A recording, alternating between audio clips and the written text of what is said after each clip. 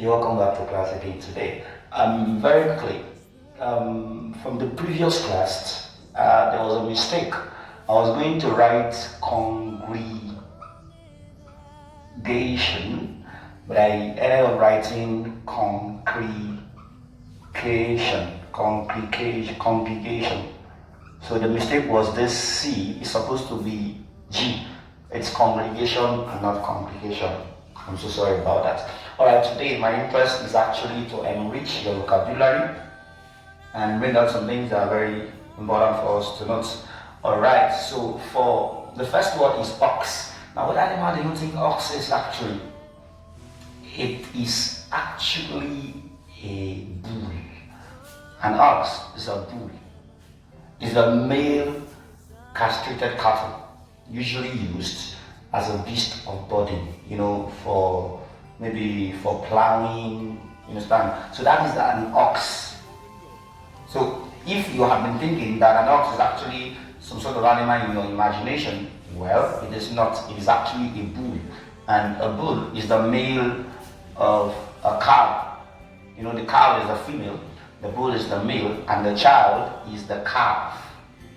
Alright? And all of them, of course, are called cattle. Alright. Now, the word continuous does not exist in English lexicon. It does not actually. What you meant to use was continuous.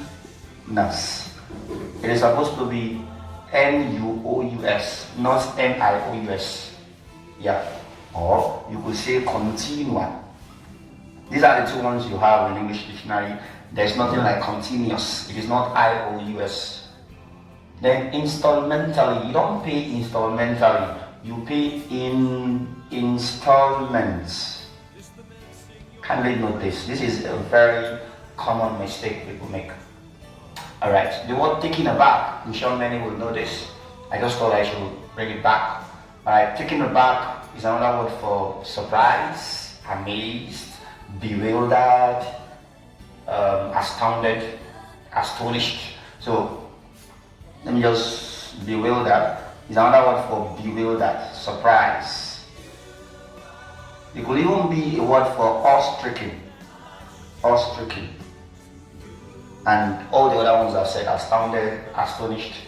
Now, vital. Now, this word will sound like victual or victua, but it is not. It is actually pronounced vital. It is pronounced vital, and it simply means food. Yeah, it means food. That's food for you.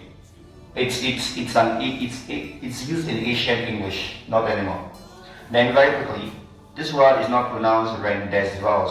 No, it is actually pronounced like you pronounce something like rendezvous, something like this. Rendezvous. It is a rendezvous. And what does it mean? It means a meeting or a meeting place. That is what rendezvous means. Alright, so where's the rendezvous? Okay, where do we rendezvous? Where do we meet? Now, my interest here, I'm very much interested in the word switch on and switch off. You see, this is the verb, switch is the verb. Alright, so you could say switch on, switch off, but people make a whole lot of mistake when they scrap this out and say on the lights, off the lights. Well, you have to know that on and off are prepositions, and because of that, when you say someone should switch on, you're asking someone to perform an action, and that is the verb. So you can't remove the verb and expect prepositions to be functioning as verbs. What would that happen when you say he switched on the lights, and then you removed switched, you now wrote he on the light? Would you write he on the light, something like this, or off the lights? It is wrong. You cannot use prepositions as verbs. So please do not put away the switch. It is static. So of course you can also say put on the lights, put off the lights, but you put out fire, of course. Alright? So my interest is that you should not remove the switch and the put. So stop saying on the light, off the light. Now, in like manner, the word up nepa, down nepa, I don't know.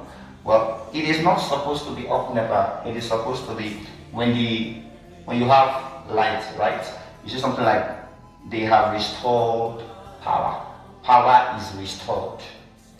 So power is restored. That's what you meant to say. Power is restored. And when you take the light, when the NEPA is down now, right, it is that there's a power outage. So when there's no light, it is that there's a power outage. And when the light is back, it is that they have restored power. Alright. Then the word camaraderie, this is pronounced camaraderie. It is simply another word for friendship, or companionship. Yeah.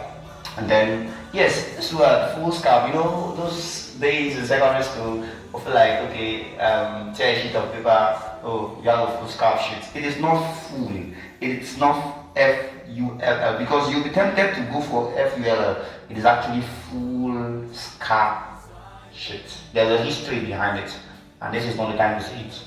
Right, but it is full scarf sheet. And then we come to wayfarer. Who is a wayfarer? A wayfarer is one who travels by foot. He travels by foot.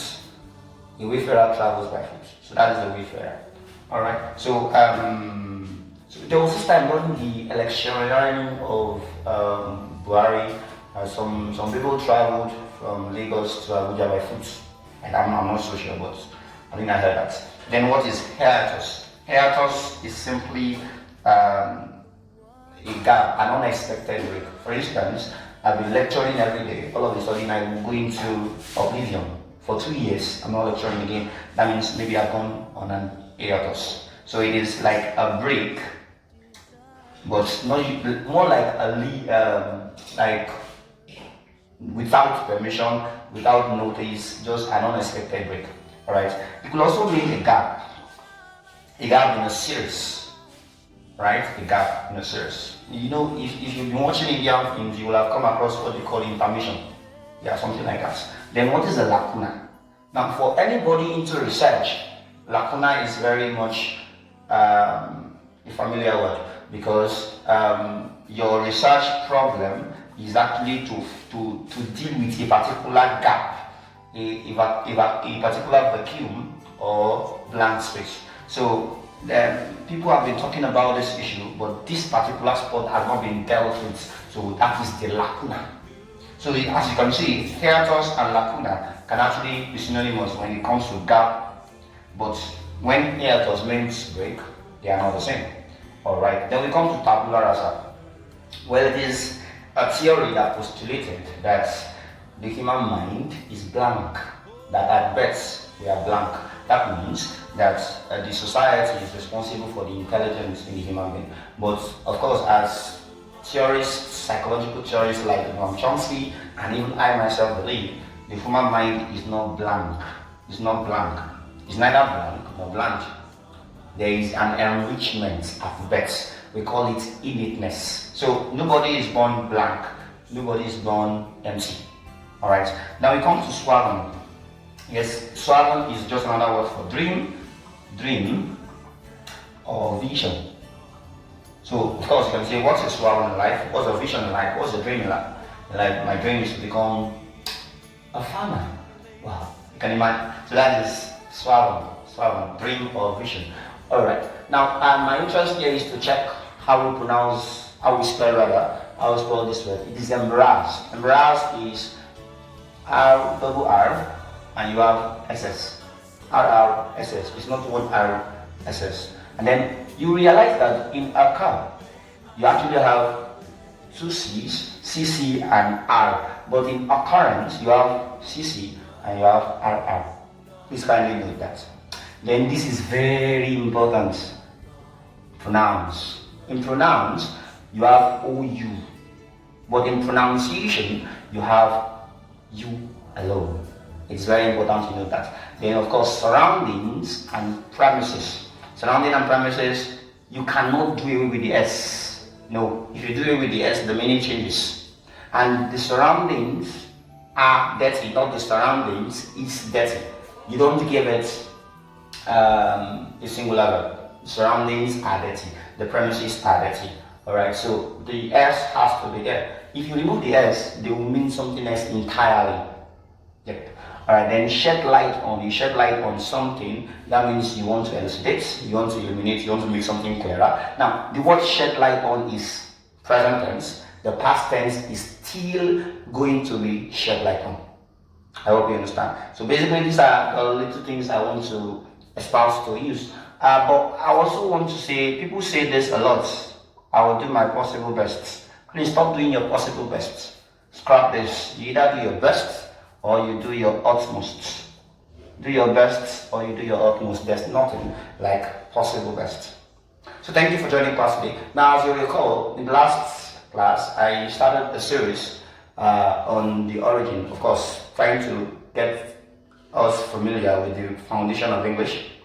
Yes, I will be pausing on that for a bit because it's actually in the interest of WAC students and Jambites against next year. So in the meantime, this will be all.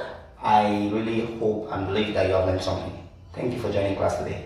Bye for now.